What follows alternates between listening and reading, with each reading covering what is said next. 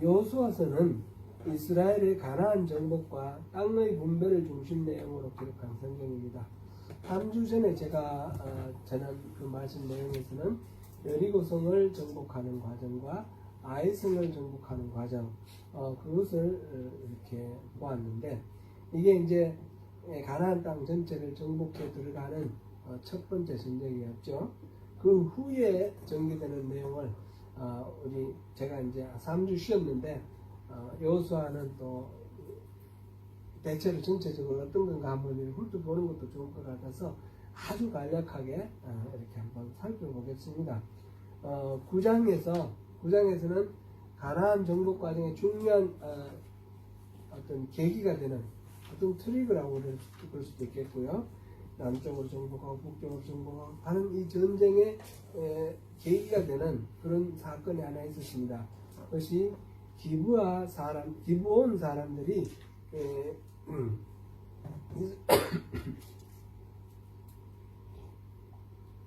기브온 사람들이 이스라엘을 찾아와서 화친조약을 맺은 겁니다. 그들은 아주 남루한 옷을 입고 신발도 다 떨어지고 이렇게 둘러맨 전대도 다 헤어지고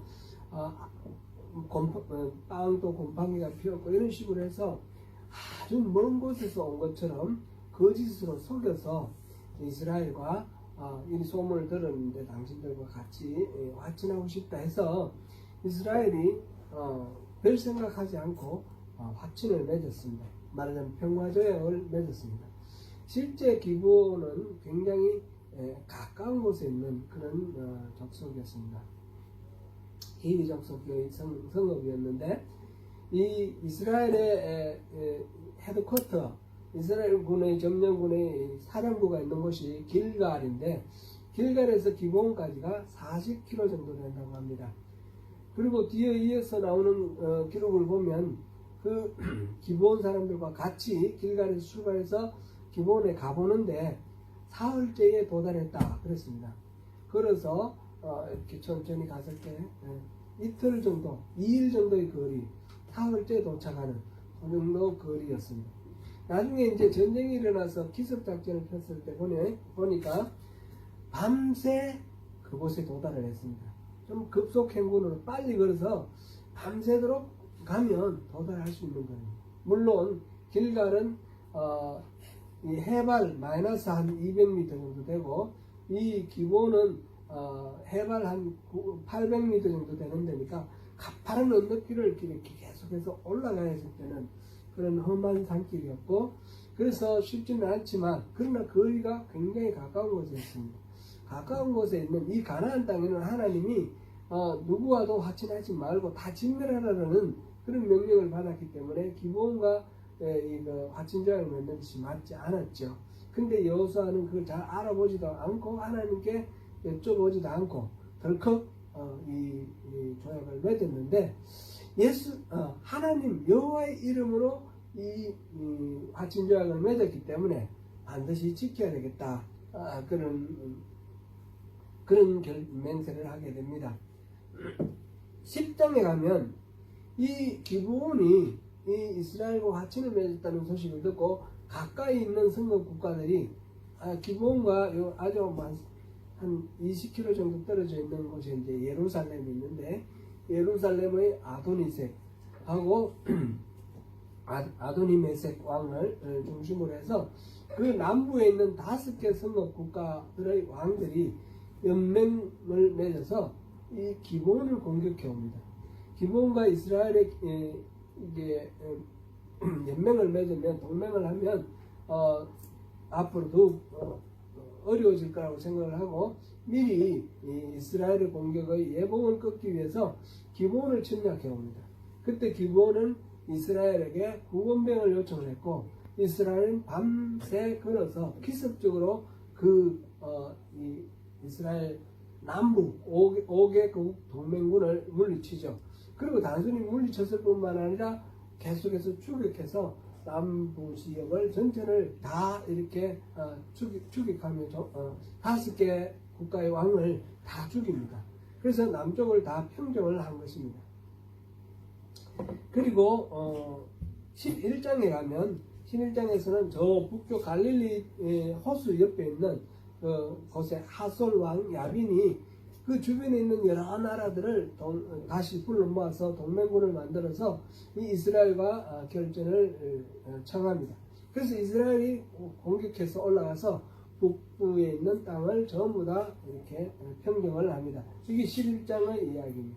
이렇게 해서 기브온을 중심으로 해서 남부 지방을 평정하고 북부 지방을 평정하고 그래서 가나안 땅 전체를 평정했습니다.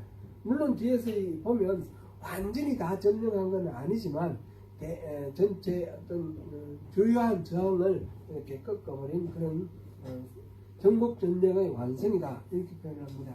12장에 가면 12장에서는 모세가 이 가나안 땅으로 들어오기 전에 요단강 동부 쪽에서 그 아모리 족속 두 개의 왕 시혼과 옥 두 왕을 잡은 이야기가 나와 있고요.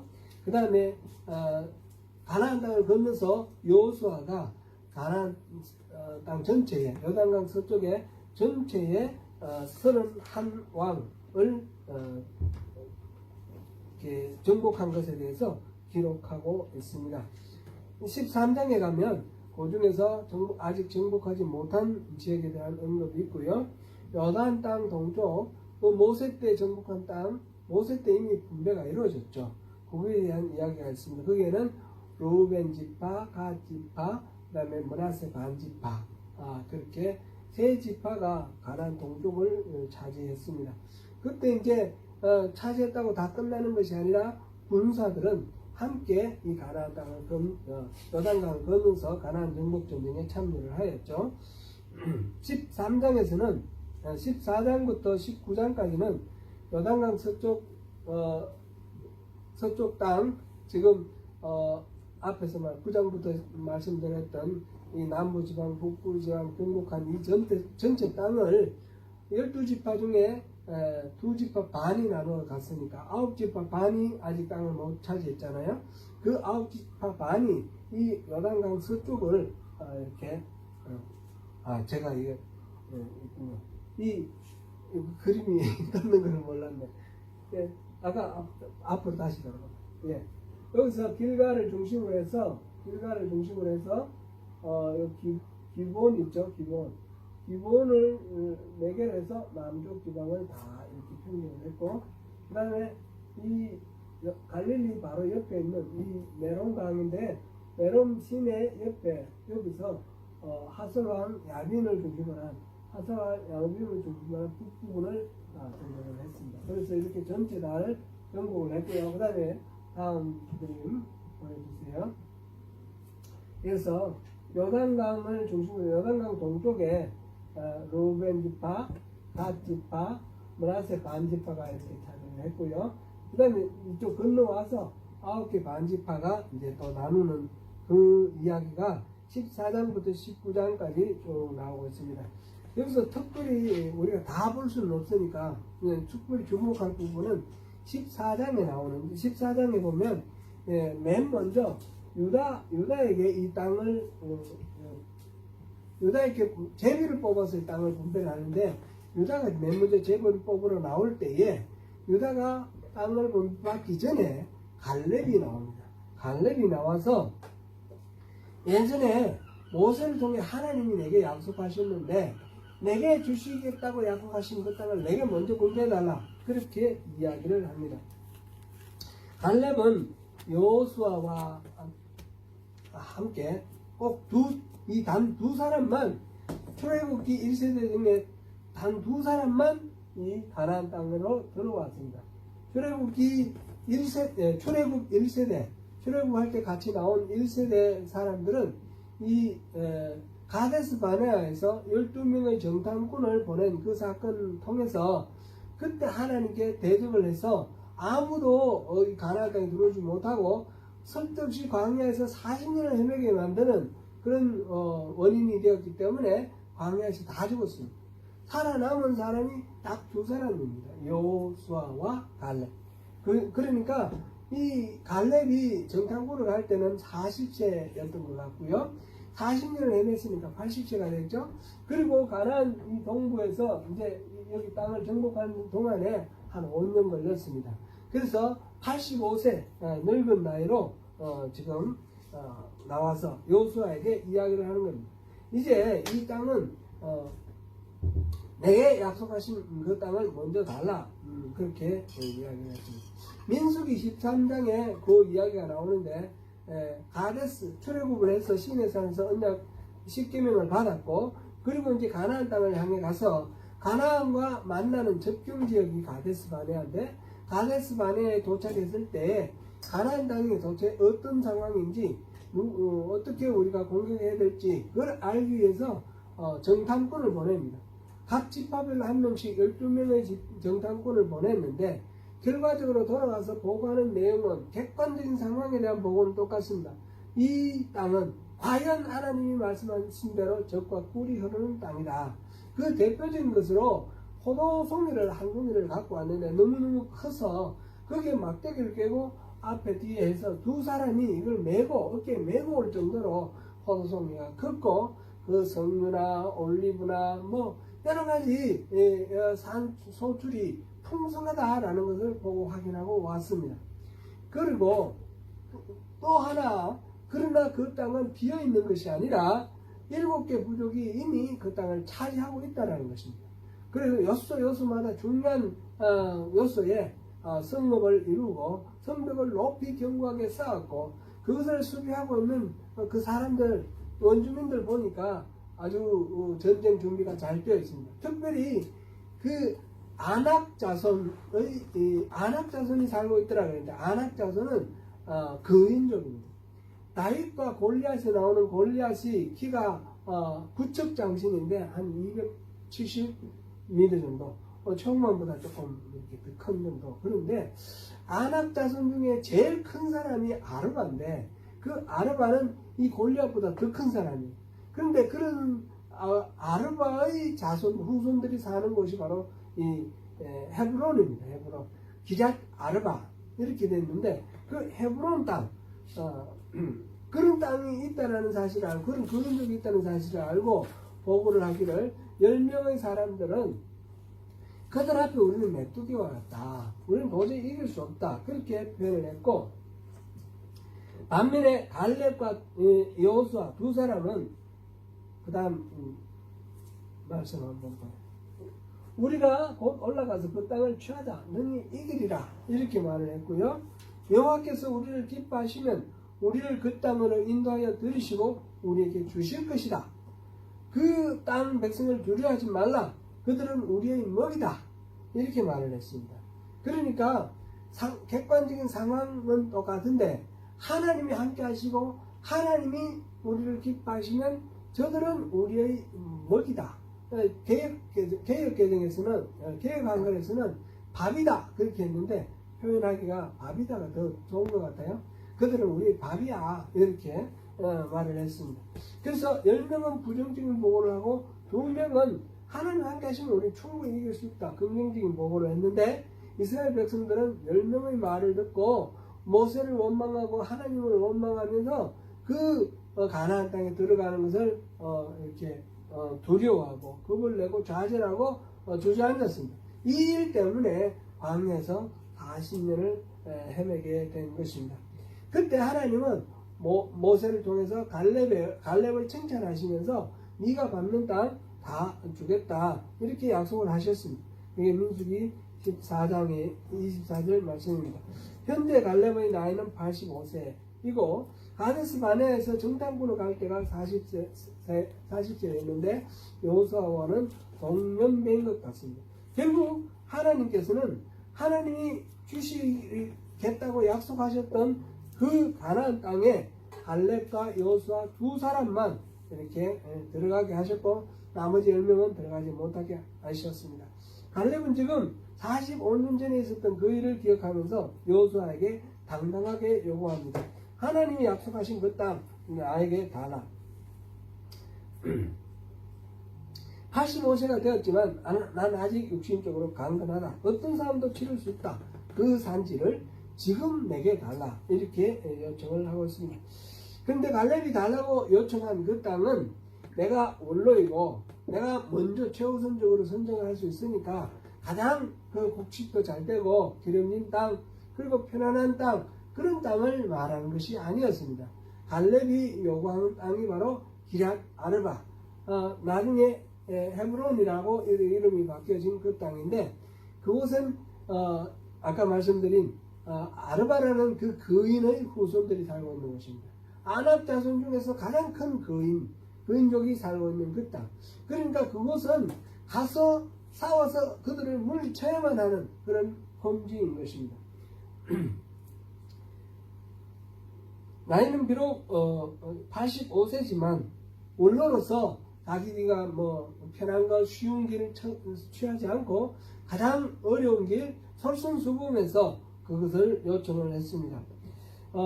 갈렙처럼 그렇게 어른이 되어서 모범을 보여주고 솔선수범을 하면 전체 공동체가 얼마나 큰 힘을 얻겠습니까? 이런 귀한 모습을 보여준 것이 바로 이 땅을 차지할 때 맨 먼저 나온 첫 번째 에피소드 갈렙의 이야기입니다. 이렇게 갈렙에게 먼저 땅을 주고 유다 지파가 땅을 분배받았습니다. 그 다음에 에브라임 므낫세 이거는 요셉 지파 요셉의 두 아들이 므낫세와 에브라임이 있었죠. 요셉 지파라고 해서 그들이 먼저 우선적으로 이렇게 땅을 분배받았습니다. 그러고 난 뒤에 이 세 지파를 빼고 난 6개 지파 7개 지파 여기는 반지파가 므낫세 반지파 므낫세 반지파가 있으니까 7개 지파가 그 다음에 땅을 나누어 갖게 됩니다. 이때 이제 정탐꾼을 보내가 다시 땅을 측정을 하고 그래서 나누어 받게 됩니다. 그렇게 해서 19장까지 땅을 전체적으로 나누는 그런 장면이 나옵니다. 20장과 21장은 도피성과 레위지파가 땅을 분배받는 내용입니다. 지금 12지파 속에는 레위지파가 포함되어 있지 않습니다. 원래 이스라엘 야곱의 아들이 12명이었죠. 12명이었는데 그 11번째 아들이 요셉이었지 않습니까? 요셉에게 난 두 아들 므낫세와 에브라임을 이 야곱이 자기의 아들로 양자로 삼는 것입니다. 그래서 13명이 되는데 그 중에 하나 레위 지파는 빼놓고 12지파가 되는 겁니다. 보통 이스라엘 12지파 그러면 레위 지파를 빼고 12지파가 된다. 이렇게 우리가 이해하면 되겠죠. 그런데 레위 지파는 레위 지파 들어가기 전에 먼저 도피성부터 잠깐 보겠습니다. 20장 도피성인데 도피성은 부지 중에 실수로 사람을 죽인 자를 도망하게 하여 피의 보복자로부터 보호하게 한 곳입니다. 우리 역사에 보면 신라시대 때 소도라는 마을이 있었는데 그 모든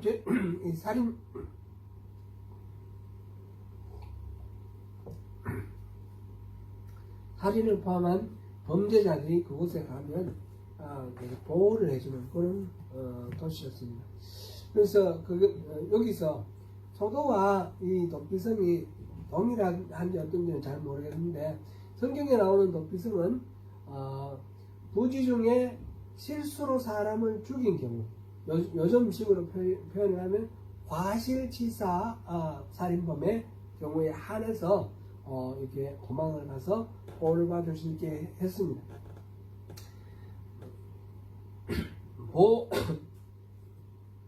죄송합니다. 도피성에 들어가면 우선 신변을 안전하게 보장하고 그 다음 정식 재판을 받고 무죄가 확정되거나 아니면 제사장이 죽으면 대제사장이 죽으면 사면을 받아서 그 도피성에서 나와서 자기 집으로 돌아갈 수 있습니다. 잠정적으로 그 살인을 당한 사람 피해자의 가족이나 친족들이 이 살인에 대해서 피해 보복을 하는 것을 방지하기 위해서 이렇게 도피성을 만들어 놓았습니다. 이 도피성은 사람이 만든 제도가 아니고 하나님이 마련해 주신 하나님의 선물이고 하나님의 피난처였습니다. 그리고 도피성에 피할 수 있는 사람은 이스라엘 사람뿐만 아니라 그곳에 살고 있던 이방인들, 외국인들도 그 혜택을 받을 수 있었습니다. 이 말하자면 이 도피성은 우리 주님 예수님의 십자가의 예표가 된다, 이렇게 볼 수 있습니다. 주님의 십자가는 하나님이 설계하셨고 하나님이 우리에게 주신 선물로 주신 은혜이고 죄의 심판을 피할 수 있는 피난처가 되었습니다. 제사장의 죽음으로 그 사면이 되었듯이 대제사장이신 예수님께서 죽으심으로 우리의 모든 죄는 용서되었습니다. 주님의 십자가는 가까이에 있어서 누구든지 쉽게 언제든지 다가갈 수 있습니다. 마찬가지로 도피성도 모든 사람들이 갈 수 있도록 6개에 여기에 빨간색 나오는 건데 여기 골란, 그 다음에 길랏 나머, 그 다음에 여기 베셋, 그 다음에 여기 헤브론, 여기 세겜, 여기 게데스, 이렇게 6개 각 어디서든지 가까운 곳으로 빨리 도망가서 피할 수 있도록 그렇게 만들어 놨는데, 십자가는 그보다도 더 가까이 언제나 우리와 함께 주님이 함께 하시는 그런 것입니다. 그런 점에서 주님의 십자가는 이 도피성의 예표이기도 하지만 도피성과 비교할 수 없을 정도로 도피성을 능가하는 그런 것입니다. 도피성에는 부주 중에 실수로 살인한 사람, 과실치사 살인범에게만 해당되는 것이지만 십자가는 모든 죄에 대해서 용서를 해주십니다. 다만 우리가 여기서 또 착각하면 안 되는데, 도피성이라는 곳에 과실치사한 사람들만 들어갔습니다. 고의로 살인한 사람들은 그곳에 들어가도 보호를 받지 못했습니다. 그래서 고의냐 고의가 아니냐라는 것을 재판하는 그런 과정이 있었습니다. 우리가 죄에 대해서 용서를 한다 하고 용납을 한다 할 때 그 고의로 저지른 죄에 대해서는 우리가 다르게 판단을 해야 됩니다. 근데 십자가에서는 이 고의로 저지른 죄에 대해서도 용서를 베풉니다. 다만 여기에서는 필요한 것이 회개입니다. 회개하지 않는 자에 대해서는 무조건 하나님이 용서해 주시는 것이 아닙니다. 회개하지 않는 자의 그 범죄에는 지옥의 불이, 심판이 있을 것입니다. 우리는 모든 죄에 대해서 하나님이 용서해 주시지만 그것을 그냥 아무렇지도 않고 하나님은 사랑의 하나님이니까 내가 아무래도 된다, 이런 식으로 생각하면 절대로 안 된다는 것입니다. 하나님은 절대 죄와 타협하지 아니하시는 분이고 죄값은 반드시 치르시는 분이신데, 예수 그리스도의 십자가를 받아들일 때만 그 죄값이 예수님께로 전가가 되는 것이고, 그렇지 않을 때는 그 값은 저마다가 그 죄인이 다 져야 한다는 그런 사실입니다. 우리 기독교에 대해서 은혜의 용서를 이야기를 할 때 그거를 계속해서 혼돈하고 착각하는 것 같습니다. 무조건적으로 받아들여야 되고 무조건적으로 용서받는 거로 생각하고 함부로 하나님에 대해서 생각하는 그런 경향이 있습니다. 21장에는 레위 지파에게 땅을 분배하는 내용이 나오는데, 여기서는 성읍과 목초지 들었습니다. 성읍과 목초지, 그러니까 12지파에게 땅을 나눠주듯이 레위 지파에게 땅을 나눠주는 것은 아니고 성읍을 나눠주고 성읍 반경으로 1km 정도 이렇게 해서 그 사이에 있는 밭이나 과수원이나 이런 거 빼고 목초지만 주는 겁니다. 그 밭이나 성읍이나 이 기본적으로 주거지 시설 이런 것들은 원래 분배받은 자들이 이렇게 차지를 하는 것이고요. 목초지와 성읍, 그러니까 아마 성읍에는 명시되어 있지는 않지만 원래 분배받은 사람과 레위인이 같이 산 것으로 그렇게 우리가 이해하면 좋을 것 같습니다. 레위 사람은 특별히 하나님의 사람으로 간주되었습니다. 출애굽을 할 때 애굽에서 내리신 10번째 재앙이 뭡니까? 초태생, 장자가 죽는 겁니다. 모든 짐승들의 초태생, 그리고 모든 가정의 첫 마다들이 다 죽는 겁니다. 그러니까 어느 집에도 맏아들 없는 집이 없잖아요. 다 죽는 거죠. 왜냐? 모든 사람들의 생명, 모든 짐승들이나 모든 생명체의 주인은 누구냐? 하나님이시라는 겁니다. 그 하나님이시라는 걸 나타내기 위해서 장자의 생명을 거둬가신 것입니다. 전체 다가 내 건데 장자를 내가 거둬간다. 그게 하나님의 그 뜻이었습니다. 그리고 이스라엘에게는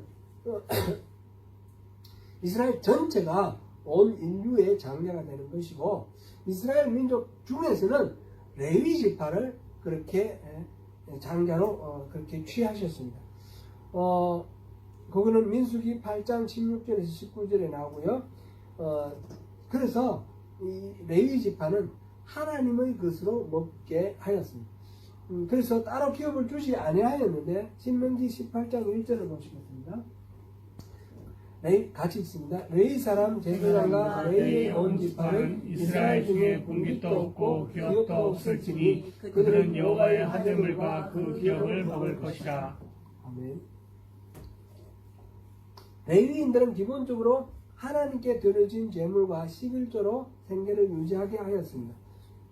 근데 이게 레위인들이 볼 때 그들이 살 집도 없고 또 11조 뭐 이런 걸 통해서 해결되지 않는 부분이 있어서 모세에게 요청을 했고, 모세가 성읍과 주거지와 그리고 목초지를 제공을 해줬습니다. 목초지에서 우양을 기르고 가축을 길러서 그것으로 살 수 있도록 그렇게 했습니다. 그것이 민수기 35장 2절에 나옵니다. 이에 따라서 여호수아는 모세가 약속한 그것에 따라서 레위인들에게 12지파에게 나누어 줬던 땅 가운데서 성읍을 레위인에게 다시 나누어 주었습니다. 레위 지파는 여기 우리가 21절 읽어보면 세 부류가 나옵니다. 그핫 자손과 게르손 자손과 머라리 자손 이렇게 나옵니다. 레위의 아들이 이 세 아들이 있었는데 그들의 자손들입니다. 그 중에서 이 그핫 자손 중에 아론과 모세가 났습니다. 그래서 그핫 자손 중에는 아론의 자손들, 곧 제사장들과 그러지 않은 반개의 자손들이 있습니다. 그래서 그핫 자손은 두 몫으로 이렇게 만든 것을 봅니다. 그핫 자손에게 줬는데 아론 자손에게 13성읍, 또 나머지 그핫 자손에게 10성읍, 그래서 23성읍을 주었고, 게르손 자손에게는 13성읍을 주었고, 머라리 자손에게는 12성읍을 주었습니다. 그래서 전체가 48성읍이 됩니다. 창세기 34장에 나오는 디나 사건이라는 게 있습니다. 여기서 야곱과 그 가족들이 대산 정집에서 돌아왔습니다. 가나안 땅으로 돌아오다가 세겜이라는 곳에서 정착을 해서 그곳에 살기로 했는데, 그 추장의 이름이 하몰인데 하몰의 아들 왕자가 또 세겜이었습니다. 그 왕자가 이 야곱의 딸 디나를 겁탈했습니다. 겁탈을 하고 난 뒤에 그 다음에 너무너무 좋아가지고 디나와 결혼하기를 원했습니다. 그랬을 때 야곱의 이 아들 중에 12아들 중에 2명 시므온과 레위가 그 세겜 사람들을 속이고 가서 우리 동생과 결혼하려면 전부 할례를 받아야 된다. 그래서 할례를 받고 움직이지 못하는 남자들을 다 죽여버렸습니다. 그게 이제 디나 사건인데, 그때 야곱이 그 온 주변에 전부 다 모르는 이방 족속들인데 자기들이 한 이 만행이 또 알려지면 디나가 겁탈당한 거는 억울한 것이지만, 그렇다고 해서 그 성읍 사람들을 남자들을 다 죽여버린 거, 이거는 너무 끔찍한 그런 일이죠. 그래서 두려움과 공포에 떱니다. 그때 야곱이 레위와 시므온에게 저주의 예언을 하는데 너희들은 다 흩어질 거다, 그런 예언을 했습니다. 출애굽기 32장에서 보면 시내산에서 모세가 10계명을 받아오는 사이에 40일 동안 하나님과 대화하고 있는 사이에 이 산 아래에 있던 사람들은 자기를 이끌고 어떤 모세가 보이지 않으므로 신이 필요하다 해서 황금 송아지를 만들었습니다. 이 일로 인해서, 이 우상 숭배로 인해서 하나님이 노하셨고 하나님이 같이 가지 않겠다고까지 말씀을 하시는 그런 일이 있었습니다. 모세가 이 광경을 보고 누구든지 나와서 하나님의 편에 서서 이 죄인들을 죽이자 그랬을 때 레위 지파 사람들이 하나님의 편에 설 것을 약속하고 떨쳐 일어나 나왔습니다. 그 일 때문에 하나님은 레위 지파를 복 주셨습니다. 그래서 레위는 그 저주를 받아서 흩어져 사는 그런 민족이었지만, 그러나 또 복을 받아서 흩어져 살되 각 성읍으로 흩어져서 그곳에서 하나님의 말씀을 가르치고 훈련시키는 그런 역할을 받았습니다. 말하자면 저주가 축복으로 바뀌었습니다. 각 지파로 흩어진 레위인들은 저주받은 인생들도 얼마든지 하나님이 내리시는 복의 대상이 될 수 있음을 보여주는 상징이 되었습니다. 레위인이 받은 성은 48개 성읍인데 베냐민은 레위인보다 인구가 2배나 되었는데 18개 성이었고 3배가 많은 스불론 지파는 12개 성읍, 단 지파는 18개 성읍인 것을 감안을 하면 이 레위인이 받은 이 성읍과 목초지가 얼마나 풍성하고 은혜로운 것인지 우리가 알 수 있습니다. 이 우리 다 볼 수는 없고요. 레위인이 분배하는 성읍 가운데 한 군데 눈에 띄는 곳이 있습니다. 덧비석으로 레위인에게 준 성읍 가운데 헤브론이 있습니다. 제사장 아론에게 준 헤브론은 다름 아니라 갈렙에게 주었던 그 땅입니다. 그 85세 노부를 이끌고 이 산지를 내게 주소서 라고 하며 당당하게 요구하여서 그 인족 아낙 자손을 물리치고 정복한 땅인데, 갈렙은 하나님의 은혜를 위해서 덕비성으로 삼겠다는 하나님의 그 뜻에 따라서 레위인에게 그 땅을 넘겨주었습니다. 우리에게 어떤 것도 우리의 소유를 주장할 수 있는 것이 없다는 것을 이 갈렙의 자세를 통해서 알 수가 있습니다. 잠깐 생각나는 또 에피소드가 하나 떠오르는데, 제가 해밀턴에서 사역을 할 때에 어떤 유학생 어머니가 드럼을 기증을 했습니다. 교회에 드럼을 기증을 하고 그 아들이 드러머가 되었습니다. 금방 개척한 교회에 꼭 필요한 드럼을 기증해 주셨으니까 얼마나 감사하고 좋습니까? 그리고 예배에 드러머가 있으니까 아주 활력이 있었고 좋았습니다. 근데 이제 처음에 이렇게 개척을 했지만 점차 새로운 식구들이 들어오지 않습니까? 새로운 식구들이 들어오고 그 중에 또 드럼을 하고 싶은 사람이 있었어요. 또 한 학생이 드럼을 자기가 하고 싶다 해서 연습을 하고, 그래서 두 사람 번갈아 가면서 하라 그랬어요. 그랬더니 드럼을 기부한 그 학생과 그 엄마가 너무너무 이제 말하자면 서운한 거예요. 이건 내가 산 건데, 내가 기부한 건데. 그래서 많이 힘들었던 그런 기억이 납니다. 우리가 하나님께 뭔가 바치는 것뿐만 아니라 우리가 누리고 있는 것 어느 것도 사실상 내 것이 아니고 하나님 주신 은혜라고 생각할 때 우리가 감사하게 그것을 누릴 수가 있습니다. 이것이 내 것이라고 생각하는 순간 항상 우리는 그 욕심에 의해서 많은 것을 잃어버리게 되고, 심지어는 우리 자신조차도 자신의 편견과 생명력 모든 것들을 잃어버릴 수가 있습니다.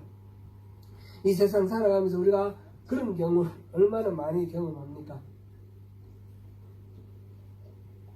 레위 자손에게까지 성읍과 목초지를 분배함으로써 가나안 땅을 이스라엘에게 주겠다고 하신 하나님의 약속은 다 이루어졌습니다. 다 응하였더라 그랬습니다. 응하였습니다. 창세기 12장 1절에서 3절, 26장 2절에서 3절, 28장 13절에서 하나님은 그 가나안 땅을 아브라함에게 또 이삭에게 야곱에게 약속하셨습니다. 이 땅을 너와 내 자손에게 주겠다. 근데 그 약속이 다 그대로 이루어졌습니다. 하나님은 스스로 맹세하신 그 약속은 반드시 지키시고, 그래서 방랑하는 아람인이라고 스스로 일컬었던 이스라엘 사람들은 가나안 땅에 정착했습니다. 그래서 여호수아를 통해서 선포하셨던 하나님의 그 안식을 이스라엘에게 안겨주셨습니다. 여호수아 1장 13절과 15절에 보면 안식을 주셨다, 그런 표현이 나와 있습니다. 여기서 우리가 마지막으로 한 가지 확인해 볼 것이 있습니다. 하나님이 이스라엘에게 주신 가나안 땅의 의미가 무엇인가 하는 겁니다. 가나안 땅을 정복하기 위해 전쟁을 치렀고 그 땅을 제비뽑아 분배를 했습니다. 이것은 이스라엘 12지파에게 앞으로 잘 먹고 잘 살도록 하나님께서 그 사는 다른 사람들을 내쫓아내고 빼앗아서 그냥 땅을 나눠준 것, 이렇게 생각을 하면 우리가 이 성경을 읽는데 많은 에러가, 잘못이 생길 수가 있습니다. 우리가 뭐 땅 밟기 그러면서 막 여리고성 돌았던 것처럼 어떤 목표를 두고 막 땅 밟기도 하고 막 이런 거는 막 성경적이라기보다는 주술적이다 생각합니다. 그렇게 성경을 이해하면 안 됩니다. 성경은 문자 그대로 이해해도 안 되고 또 너무 비유적으로 이해해도 안 됩니다. 그러나 역사적인 사건이나 아니면 다른 메시지를 통해서 이 성경에서 하나님이 무슨 이야기를 하려고 하시는지, 하나님의 의도, 그것을 우리가 알아내는 것이 성경 읽기의 가장 핵심이다 말할 수가 있습니다. 그러면 이 가나안 전쟁은 어떻게 이해를 해야 됩니까? 우리가 처음에도 그런 말씀을 나눴지만 이 가나안 땅을 정복하고 진멸하라. 그래서 남녀노소 남김없이 다 죽여야 되고 짐승까지도 다 죽여야 되고 모든 것들 다 불태워버리고 흔적도 없이 해버리라 라고 하는 이 하나님의 이 명령이 너무너무 잔인하고 이건 이제 대학살, 인종청소 같은 그런 생각이에요. 이런 마인드가 지금도 있습니다. 지금도 어떤 적대적인 세력에 대해서는 성경에 이렇게 기록이 나와 있지 않느냐, 그러면 씨를 말려 죽여야 된다, 그런 생각을 하는 사람들이 있습니다. 그게 신앙이라고 생각을 합니다. 오늘날 우리 조국의 경우에서 봐서도 그런 식으로 상대를 씨를 말려야 된다고 주장하는 사람들이 그리스도인들 중에 많아서 너무너무 마음이 아픕니다. 이 성경은 그런 이야기로 이해하면 안 됩니다. 이 진멸하라는 말, 동사로 하람, 이 명사로 헤렘이라는 말을 지난 석주 전에도 제가 말씀을 들었는데, 이 진멸하라는 말은 완전히 다 죽이라는 뜻도 되지만 철저하게 헌신하라는 뜻도 됩니다. 하나님의 명령, 하나님 말씀에 철저히 헌신하는 것이 진멸하고 불태우고 없애는 그런 모습으로 나타난 것입니다. 7개 부족은 무엇이 문제였습니까? 하나님을 대적하고 하나님을 부인하는 철저한 하나님의 대적자였기 때문에 그러한 모든 죄의 요소들을 없애버리고, 그리고 그 속에서 어떤 것도 욕심을 부리면 안 된다는 것이 진멸하라는 말의 의미입니다. 고대 시대의 전쟁에 대해서 우리 잠깐만 더 살펴보면, 고대 시대 전쟁을 해서 이기면 어떻게 됩니까? 진나라를 정복하고 그곳에 있는 보물, 금은보화뿐만 아니라 그다음 곡물이라든지 어떤 생산물을 빼앗아 가지고 갑니다. 약탈을 하고 전리품으로 빼앗아 갑니다. 그리고 그뿐만 아니라 많은 사람들을 포로로 끌고 가서 노예로 부려먹거나 노예로 또 이렇게 팔아먹거나 그런 식으로 해서 전쟁을 통해서 나라가 점점 부강해집니다. 부를 축적해 나갑니다. 그런데 하나님은 가나안 땅을 정복하라 할 때 진멸하라 하셨습니다. 남녀노소 다 죽이고 어떤 물자도 전리품으로 가지고 오지 말라. 여리고성에서 그 말씀을 어기고 그것을 훔친 사람 때문에 아이성에서 패배를 했습니다. 그런 식으로 철저하게 없애라, 이 말은 철저하게 자기의 욕망, 이 진멸 전쟁은 전리품이 없는 전쟁입니다. 하나님이 작전하시고 하나님이 인도하셔서 하나님이 싸우시는 전쟁에서 전적으로 이거는 하나님의 것이다, 하나님께 헌신하는 것입니다. 그래서 전리품이었고 자기의 욕심이나 자기의 의지나 자기가 살아있어서는 안 되는 전쟁이 진멸 전쟁입니다. 그러므로 이 하람 헤렘은 철저한 자기 부정을 의미하는 것입니다. 그 땅을 가나안 땅을 정복하라 이 말은 자기를 부인하라는 얘기입니다. 자기와 적대적인 어떤 상대방을 다 죽여버리라, 씨를 말려버리라, 인종청사하라 그런 식으로 이해를 하면 이 하나님 뜻을 하나도 이해하지 못하는 그릇된 성경 이해가 되는 것입니다. 제가 애독하는 구절인데 출애굽기 19장 4절 우리 같이 한번 보시겠습니다. 내가 애국 사람에게 어떻게 행하였던가 내가 어떻게 독수리 날개로 너희를 업어 내게로 올 말씀을 너희가 보았느니라. 하나님이 출애굽하여 인도하시려는 곳이 이렇게 보면 여정을 따라서 보면 가나안 땅이었는데 하나님이 인도하여 낸 곳이 어디라 했습니까? 목적지가 내게로라고 하셨습니다. 가나안 땅 그 땅 자체가 아니라 하나님에게로 인도하시는 것이 하나님의 목적이었습니다. 그러므로 가나안 땅은 땅이 아니라 하나님입니다. 하나님의 임재, 하나님의 그 성전을 의미하는 것입니다. 하나님이 임재하시는 성전. 그래서 이스라엘의 그 가나안 땅 점령은 성전을 세우는 것이나 마찬가지입니다. 그것에 항상 하나님 임재하시고 하나님의 법칙이 철두철미하게 적용되는 곳, 모든 자아가 깨진 곳, 그것이 이스라엘 가나안 땅의 그 의미인 것입니다. 나중에 이스라엘 역사를 통해서 이스라엘이 자기의 욕망과 자기의 의지, 자기 중심적인 생각을 하고 우상을 숭배함으로써 그것을 쫓겨났습니다. 성전에 살 자격이 없어진 것입니다. 가나안은 그러므로 불쌍한 이교도 7개 족속을 쫓아내고 하나님이 편애를 하는 이스라엘을 살게 해주신 그런 땅, 이렇게 이해를 하면 안 됩니다. 가나안 원주민 7개 족속은 하나님의 주인 되심을 인정하지 않고 우상을 섬긴, 그리고 하나님 뜻을 반대하던 모든 죄의 속성을 상징하는 것입니다. 그래서 그 죄를 제거하고 회개하는 과정입니다. 이스라엘이 하나님의 전쟁으로 그 땅을 정복하고 지파가 분배하여 차지하는 것은 철저히 하나님 앞에 순종할 때에 하나님의 계획에 따라 하나님의 은혜를 선물로 나누어 준다는 것을 보여주는 그런 복의 상징인 것입니다.